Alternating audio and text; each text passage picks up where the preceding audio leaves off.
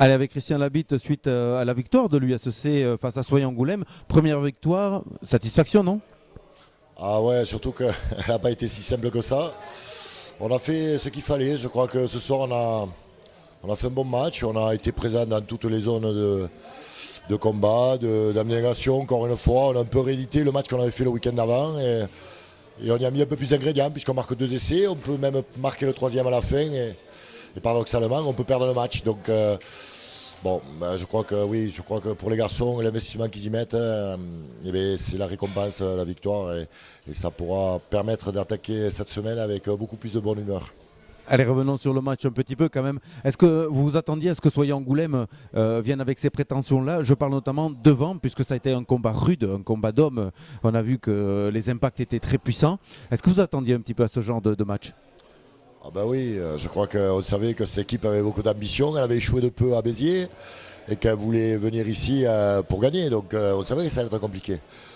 Mais bon, voilà, cette équipe, c'est pas le fruit du hasard. Elle se maintient Pro D2 depuis des années. Elle a 2 fois notre budget. Elle a un recrutement de qualité. Et forcément, eh ben, voilà, elle est plus ambitieuse que la nôtre d'équipe. Donc ça fait partie du lot de toutes les équipes avec un peu de moyens supplémentaires que les nôtres qui vont venir ici se déplacer pour venir gagner. Donc voilà, ils avaient un premier rideau très fort, très solide, très dense et on avait du mal à le franchir. C'est ce qui nous a empêché de produire notre jeu qui peut être performant lorsqu'il y a de l'avancée. Mais là, pour avoir de l'avancée, c'était très compliqué. Aujourd'hui, il faut retenir quand même qu'on a marqué 2 essais. Cette équipe n'a pas marqué, donc pour nous aussi, la défense a été positive. Donc voilà, on va retenir aussi ce côté-là. Je crois qu'on a pris un essai en 2 matchs. C'est plutôt bien. Voilà, il faut rester sur cette note positive. La note, celle de positive surtout, c'est celle de la victoire. Parce que je crois qu'aujourd'hui, voilà, on enchaîne après un bon match à Montauban une victoire. Donc ça, c'était le plus important. Et puis surtout, on va attaquer avec un peu plus d'ambition le déplacement au Aurillac, voilà, qui serait synonyme peut-être de, pourquoi pas, aller viser autre chose que le bas du tableau. Impeccable. Dernière question un petit peu sur les blessés. Des nouvelles de Louis Marou et d'Aline Coste?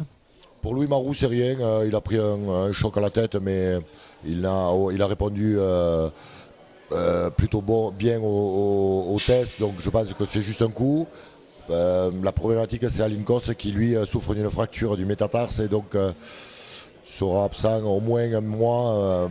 Voilà, au moins absent un mois du groupe. Donc ça, c'est le côté un peu négatif de la soirée. Mais bon, voilà.